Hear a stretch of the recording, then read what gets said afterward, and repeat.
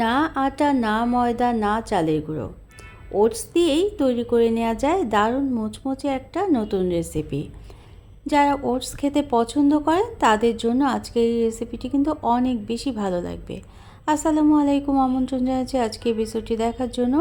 আশা করছি কাছের দূরে সবাই অনেক বেশি ভালো আছেন। ওটস দিয়ে যে এত মজাদার একটা রেসিপি তৈরি করা যায়, না দেখলে কিন্তু বিশ্বাসই করতে পারবেন না। এই জন্য আমরা পেঁয়াজ কুচি নিয়ে নিলাম, ধনেপাতা কুচি এবং কাঁচামরিচ কুচি নিয়ে নিলাম এবং 1 বাটি পরিমাণ ওটস নিয়ে নিলাম। ওটসটা আমি হালকা ভেজে নিয়েছি, হালকা টেলে নিয়েছি, তেল ছাড়াই।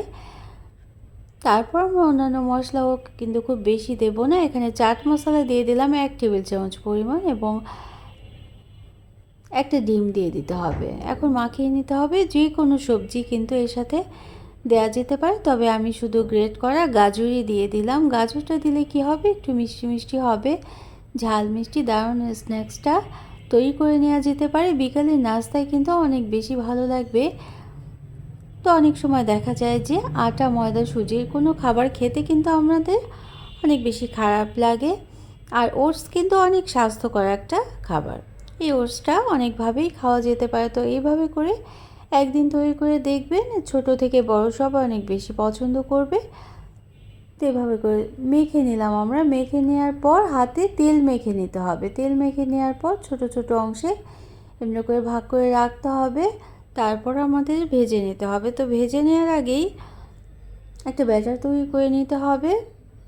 তো এভাবে যে কোনো শেপ কিন্তু তৈরি করে নেওয়া যেতে পারে। সবগুলো আমি তৈরি করে রেখে দিলাম। তো ব্যাটারটা তৈরি করার জন্য আমি বেসন নিয়ে নিলাম, বেসনের সাথে সাদা তিল নিলাম, পরিমাণ মতো লবণ আর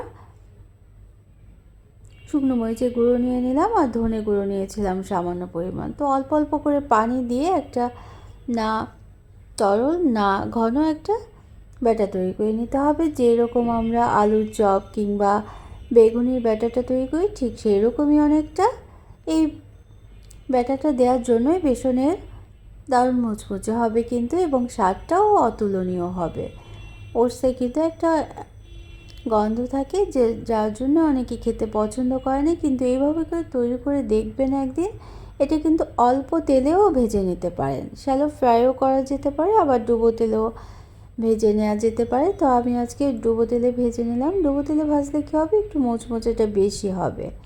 তো এই পর্যন্ত যারা দেখলেন, লাইক দিতে ভুলে গিয়েছেন একটা, কিন্তু লাইক দিয়ে দিতে পারেন। প্রয়োজনে কমেন্ট করতে পারেন আর শেয়ার করতে পারেন ফ্রেন্ডস অ্যান্ড ফ্যামিলির সাথে। আর যারা প্রথম ভিজিট করছেন তারা চাইলে চ্যানেলটিকে সাবস্ক্রাইব করে বেল বাটন প্রেস করে অল অপশনটা আগে সিলেক্ট করে রাখবেন, তাহলে নোটিফিকেশন পেয়ে পরবর্তী রেসিপিগুলো দেখে নিতে পারবেন। তো খুব সহজে এবং খুব তাড়াতাড়ি এই নাস্তাটা তৈরি করে নেওয়া যেতে পারে। একটু বড় সাইজ করে যদি তৈরি করেন, তাহলে সকালের জলখাবারের জন্য কিন্তু তৈরি করে নেওয়া যেতে পারে। তাছাড়া অনেকে ডিনারে বা দুপুরের লাঞ্চ হিসেবেও কিন্তু এটা খেয়ে নিতে পারেন। যারা স্বাস্থ্যকর রেসিপি পছন্দ করছেন তাদের জন্য বলছি। অনেকে তো কেমন লাগলো অবশ্যই কিন্তু কমেন্ট করে জানাতে ভুলবেন না। আর যারা সবসময় দেখছেন রেসিপিগুলো, কমেন্ট করছেন, তাদের জন্য রইল অসংখ্য অসংখ্য ধন্যবাদ।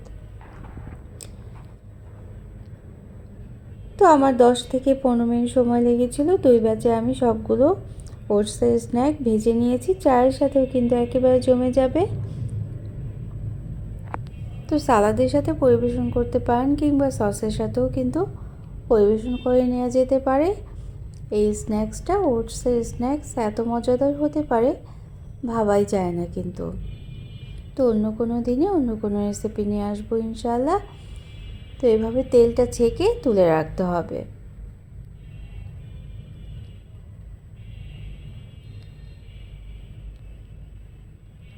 তো ওটস কিন্তু আমরা অনেকভাবেই খেয়ে থাকি। তো এভাবে পাকোড়া তৈরি করে একদিন খেয়ে দেখবেন, এটাও কিন্তু অনেক বেশি ভালো লাগবে। সবসময় যাদের আটা ময়দা খেতে খেতে গ্যাসের প্রবলেম হয়ে যায়, তাই কিন্তু ওটসের রেসিপিটা তৈরি করে নিতে পারেন। এটা কিন্তু গ্যাসের প্রবলেম হবে না। আমাদের স্বাস্থ্য রক্ষায় ওটস খাওয়া অনেক বেশি উপকারী। এটা কিন্তু চিন্তা করেই আমি আজকের এই রেসিপিটা শেয়ার করলাম। আশা করছি ভালো লাগবে। আর ভালো লাগলে সাথে থাকতে ভুলবেন না। তো এভাবে তেলটা ছেঁকে অবশ্যই তুলে রেখে দেবো। Thanks for watching. Allah Hafiz.